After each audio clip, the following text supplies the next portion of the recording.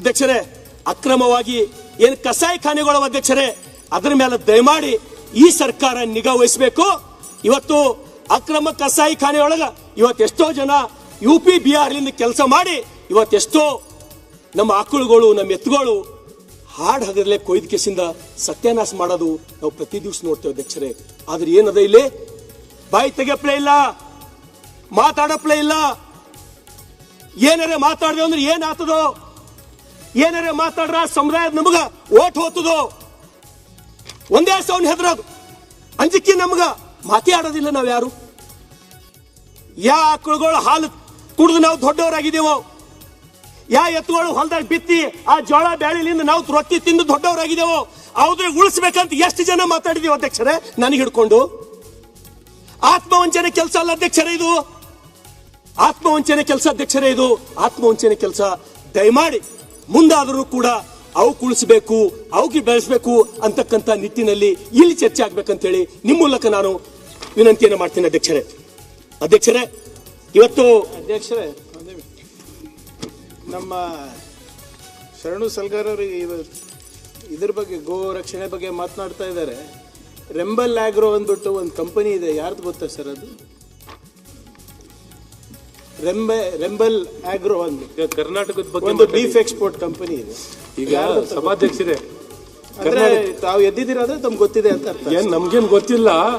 ಕರ್ನಾಟಕದ ಏನಾರು ಇದ್ರೆ ನೀವಿದ್ರೆ ಸರ್ಕಾರ ಕ್ರಮ ವಹಿಸಿ ಅಂತ ಕೇಳ್ಕೊತೀವಿ ಸರ್. ಈಗ ಸನ್ಮಾನ್ಯ ಪ್ರಿಯಾಂಕ್ ಖರ್ಗೆ ಅವರು ಯಾಕೆ ಎದ್ದೆ ಅಂದ್ರೆ ಕರ್ನಾಟಕ ರಾಜ್ಯದಲ್ಲಿ ಯಾಕೆ ಎದ್ದೆ ಅಂದ್ರೆ ಅಲ್ಲ, ಮಹಾರಾಷ್ಟ್ರದು ಇವರು ಎಲ್ಲ ಪರಿಹಾರದ ಬಗ್ಗೆ ವಿಷಯಾಂತರವನ್ನ ಮಾಡ್ಲಿಕ್ಕೆ ಪ್ರಯತ್ನ ಮಾಡ್ತಾರೆ.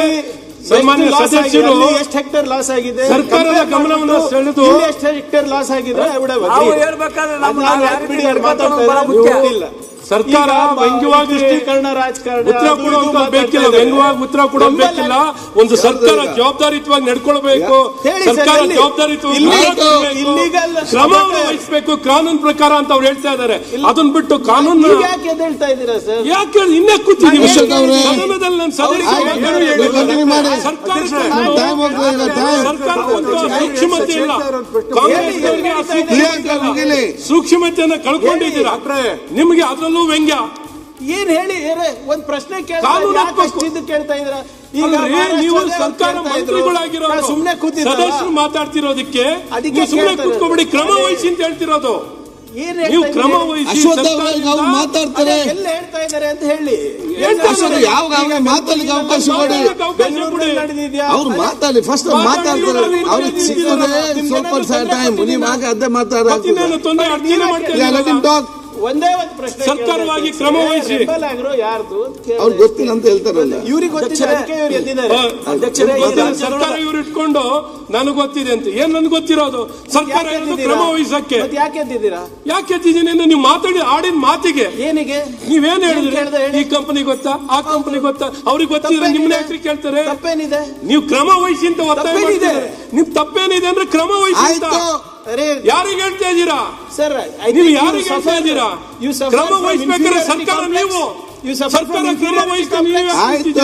ಇಲ್ಲ ನಿಮ್ಗೇನೋ ಇನ್ಫೀರಿಯಾರಿಟಿ ಕಾಂಪ್ಲೆಕ್ಸ್ ನಿಮಗಿರ್ಬೋದು, ನನಗಿಲ್ಲ. ಮತ್ತೆ ನೋಡ ಯಾರಿಗೇನು ಮಾತಾಡ್ಲಿಕ್ಕೆ ಸಿಗುತ್ತೆ ಕಡಿಮೆ. ಈ ಮಧ್ಯೆ ನಿಮ್ದು ಕೂತ್ಕೊಳ್ಳಿಕ್ಕೆ ಸೀನಿಯರ್ ಅವ್ರು ಪ್ರಿಯಾಂಕ್ ಅವರೇ, ಅವರು ಏನೋ ಒಂದು ಕಳಕಳಿಯಿಂದ ತಮ್ಮ ಭಾವನೆ ವ್ಯಕ್ತಪಡಿಸ್ತಾರೆ.